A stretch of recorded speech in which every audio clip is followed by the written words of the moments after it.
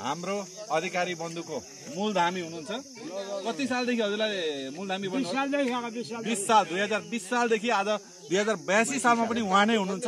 88 वर्षको उमेर हैन, 88 वर्षको उमेरमा मूलधामी उहाँ नै हुनुहुन्छ। ल हाम्रो भाइ बन्धुको बारेमा के छ, कसलाई कहाँ के गर्नुपर्छ, सबैले देव कुलपित्री मान्नुपर्छ पर्दैन एकचोटि बताइदिनु त हजुरले। दाजु भाइले हामीले यहाँदेखि ल्याएको होइन, हाम्रा पुर्खाले काशी जिल्लाबाट पोखरा ल्याएका हुन्।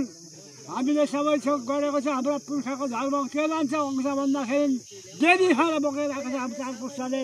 त्यही हो मेरो त बडै भगवान। आफ्नो कुलपित्रीलाई बिर्सिनु सिस्टममा केही दियामा बाजेले रुखमा राखे चिरौनीको रुखमा बिर्सेर गरेर हामीले गरेको छ। ल भन्नुहोस् तपाईँ खबर राम्रै त राम्रो छ। कति वर्षको हुनुभयो?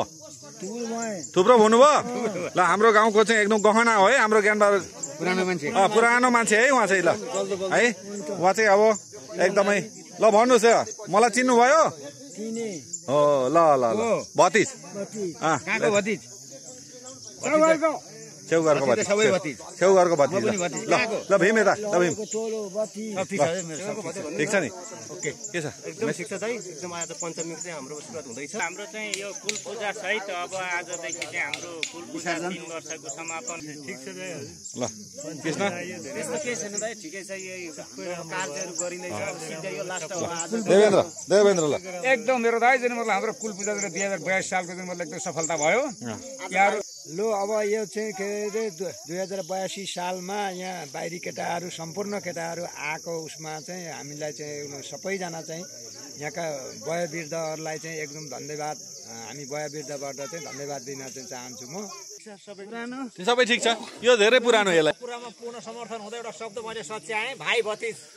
केटाहरूको ठाउँमा भाइ भतिज भनेर चाहिँ भनेर सम्बोधन गरिदिनु। अरू कुरा चाहिँ एकदम ओके अल ओके बाबु। भाइ भनेको सबै कुरा राम्रो छ। सबै यस्तै होस्, हाम्रो सदाबार यस्तै होस्, कहिले मोडमोटाउ नहोस्। यही हो मेरो शुभकामना। ल यस्तै होस्, यस तारिकको जस्तै आगम पनि। ल हाम्रो आयोजना यो बाई पूजाको लागि हामी सबै आफ्ना बन्धुहरू यहाँ सामेल भएका छौँ।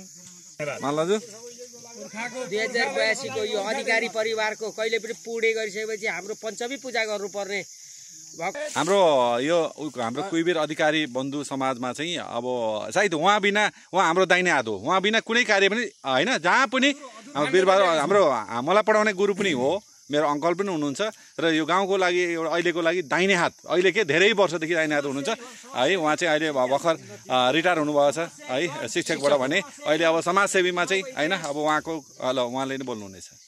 ल हाम्रो कुइबेर अधिकारी बन्धु समाजबाट यो 2082 सालमा सदावर्ती गर्दै आएको हाम्रो देवाली कुल पूजा हिजो सम्पन्न गरेर आज हाम्रो वायु पूजा पनि सम्पन्न गर्ने कार्यक्रम भइरहेको छ र सम्पन्न गरियो। सबै दाजुभाइहरू जम्मा भएर यो काम सम्पन्न भएकोमा सबैलाई धन्यवाद दिँदै आगामी दिनमा पनि यसै गरी सबैको सरसहयोग हुँदै यो पूजालाई निरन्तरता कायम गर्न चाहिँ म जोरदार माग गर्ने अर्थात् सबैलाई चाहिँ धन्यवाद दिन चाहन्छु। यस दिवाली गरियो चाहिँ अब यसपालि हामीले कुल पूजाको यो चण्डी अब पनि सबै समावेश भएर गरिरहेछ। सबै दाजुभाइ यहीँ छौँ। अब आगामी दिनहरू पनि यस्तै गर्न पाइयोस्। अधिकारी बन्धुको पूजामा हाम्रा बाहिरबाट आएका समस्त दाजुभाइहरूले धेरै सहयोग गर्नुभएको। हाम्रो 82 सालको दिवालीमा चाहिँ हाम्रो सबै जागिरे भाइ काकाहरू सबै आइदिनु भयो। यसैमा हामीलाई शुभकामना। दिवालीको के छ प्रतिक्रिया? राम्रो भयो। दिवाली हिजो गऱ्यौँ, दिवाली रोकिएन कसैकोले पनि। हामीले सम्पूर्ण भएर गऱ्यौँ। आज पञ्चमी पूजा गर्दैछौँ सबै जान्ने। पश्चिम गोत्रीय अधिकारी वंश प्रतिष्ठान यो कुइबेरबाट आयोजना गरेको कुल पूजा हाम्रो चाहिँ एउटा दिवालीमा चाहिँ सरिक भएर यसरी चाहिँ हाम्रो कुललाई चाहिँ सम्मान गर्न पाएकोमा यो आयोजककर्ता हाम्रा जाने अग्रजहरूलाई धेरै धेरै धन्यवाद गर्दै सम्मान गर्दछु। जन्मथलोमा हिजो कुल पूजा गर्यौँ, आज थानी पूजा गर्यौँ। यस्तै छ। हामी सबैको माया प्रेम छ हाम्रो हाम्रो ठुलो कान्छाप्रति होइन। एकदमै सधैँभरि भगवानको कुलको आशीर्वाद परिराखोस् है हाम्रो भतिजलाई है त आशीर्वाद छ। ल हाम्रो ठमल भाइ हो। 2082 सालको पूजामा कहाँदेखि आएको? बुटोलबाट त्यहाँ कुल पूजामा।